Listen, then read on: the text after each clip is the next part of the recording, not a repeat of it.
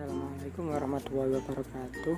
Nama saya Yoga Suara, NIM 20030244059.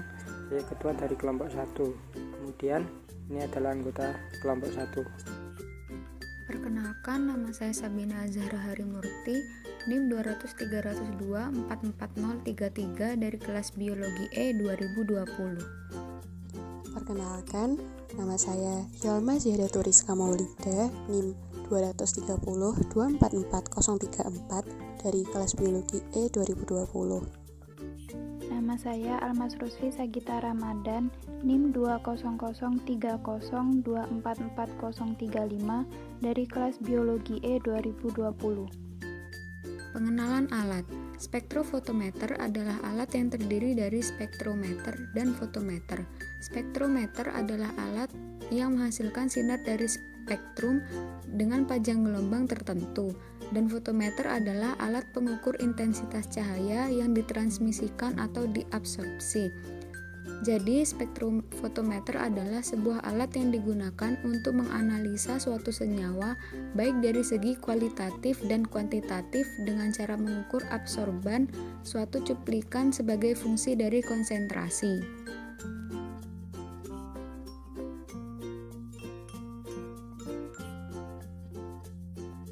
Komponen penyusun. Komponen penyusun spektrofotometer ada 4. Yang pertama, sumber cahaya. Sumber sinar polikromatis berfungsi sebagai sumber sinar polikromatis dengan berbagai macam rentang panjang gelombang. Sumber yang digunakan adalah lampu Wolfram. Keunggulannya yaitu energi radiasi yang dibebaskan tidak bervariasi pada berbagai panjang gelombang. Yang kedua yaitu monokromator. Monokromator berfungsi untuk menguraikan cahaya polikromatis menjadi beberapa komponen panjang gelombang tertentu atau monokromatis yang berbeda atau terdispersi. Komponen pada monokromator sendiri terdapat beberapa bagian yaitu slit-in. Slit-in atau pintu masuk sering juga disebut celah optik. Fungsi bagian ini adalah memberikan celah kecil dengan ukuran yang sesuai di mana sinar dari lampu bisa masuk. Selanjutnya prisma.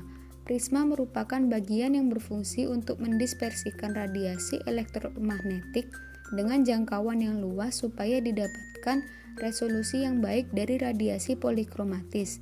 Selanjutnya slit out. Slit out atau pintu keluar berfungsi mengarahkan gelombang yang dibutuhkan untuk mengarah ke kuvet atau sel sampel. Beberapa jenis spektrofotometer memiliki celah optic out yang bisa diatur ukuran diameternya. Komponen yang ketiga yaitu sampel kompartemen spektrofotometer yang merupakan bagian pada spektrofotometer yang digunakan untuk meletakkan sampel dalam kuvet. Kuvet sendiri merupakan komponen atau wadah yang terbuat dari kaca atau silika untuk meletakkan sampel yang akan dianalisis. Kuvet yang baik harus memenuhi syarat seperti permukaannya harus lurus dan sejajar secara optis, tidak berwarna sehingga cahaya bisa ditransmisikan, tidak bereaksi terhadap bahan kimia, tidak mudah rapuh, dan memiliki bentuk yang sederhana namun solid. Komponen yang keempat yaitu detektor. Peranan detektor adalah memberikan respon terhadap cahaya pada berbagai panjang gelombang. Detektor akan mengubah cahaya menjadi sinyal listrik yang selanjutnya akan ditampilkan oleh penampil data dalam bentuk jarum atau angka digital. Fungsi spektrofotometer. Spektrofotometer digunakan untuk mengukur transmitan atau absorban suatu sampel sebagai fungsi panjang gelombang. Tiap media akan menyerap cahaya pada panjang gelombang tertentu tergantung pada senyawa atau warna terbentuk. Jenis-jenis spektrofotometer.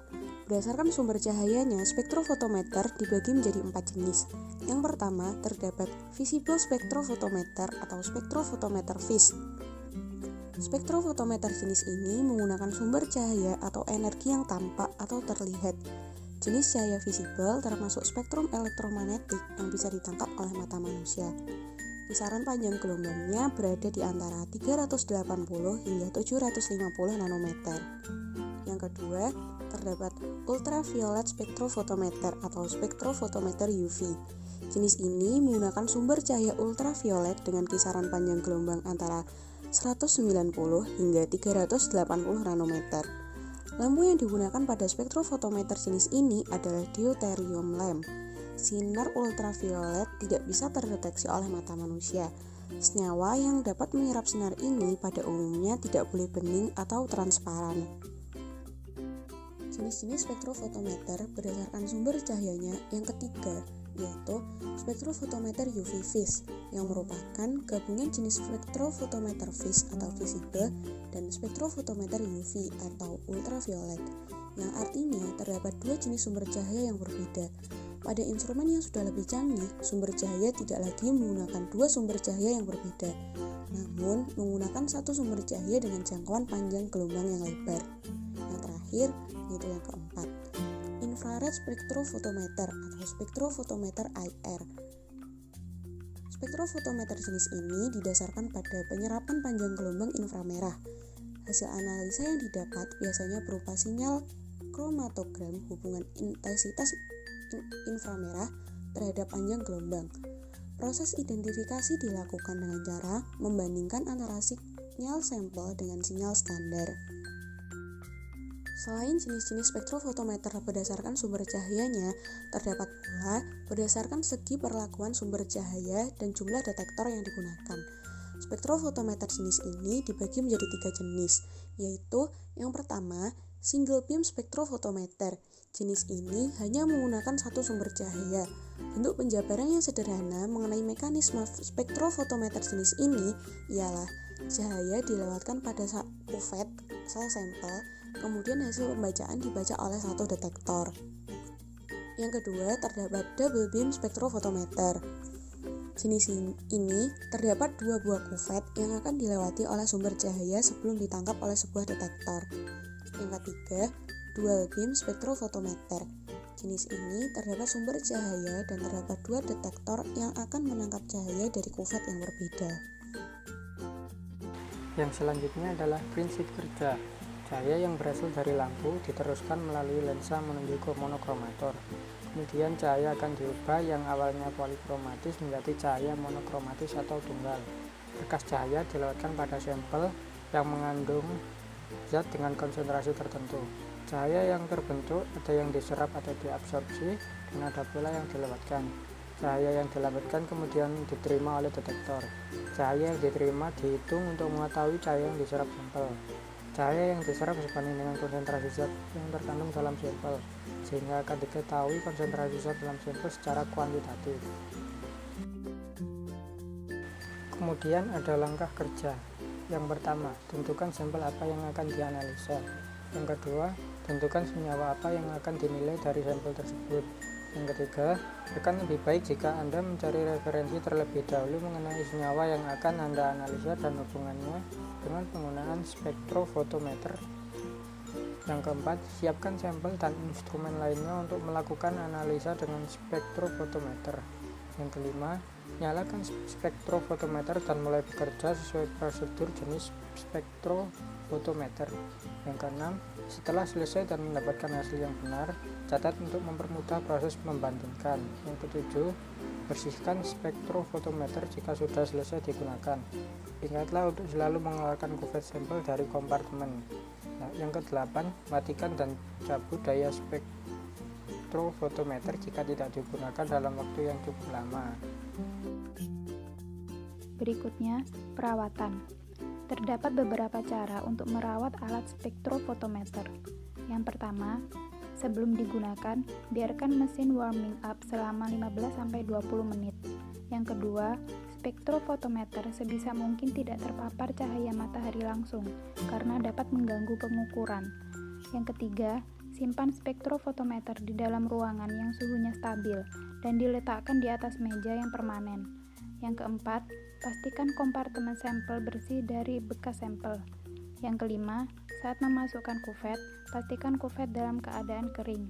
Yang keenam, lakukan kalibrasi panjang gelombang dan absorban secara teratur. Berikutnya, troubleshooting. Penyebab kesalahan sistematik yang sering terjadi dalam analisis menggunakan spektrofotometer adalah yang pertama, serapan oleh pelarut. Hal ini dapat diatasi dengan penggunaan blanko, yaitu larutan yang berisi matriks selain komponen yang akan dianalisis. Yang kedua, serapan oleh kuvet. Kuvet yang biasa digunakan adalah dari bahan gelas atau kuarsa. Dibandingkan dengan kuvet dari bahan gelas, kuvet kuarsa memberikan kualitas yang lebih baik, namun tentu saja harganya jauh lebih mahal. Serapan oleh kuvet ini diatasi dengan penggunaan jenis, ukuran, dan bahan kuvet yang sama untuk tempat blanko dan sampel. Yang ketiga, kesalahan fotomerik normal pada pengukuran dengan absorbansi sangat rendah atau sangat tinggi. Hal ini dapat diatur dengan penggunaan konsentrasi sesuai dengan kisaran sensitivitas dari alat yang digunakan atau melalui pengenceran atau pemekatan.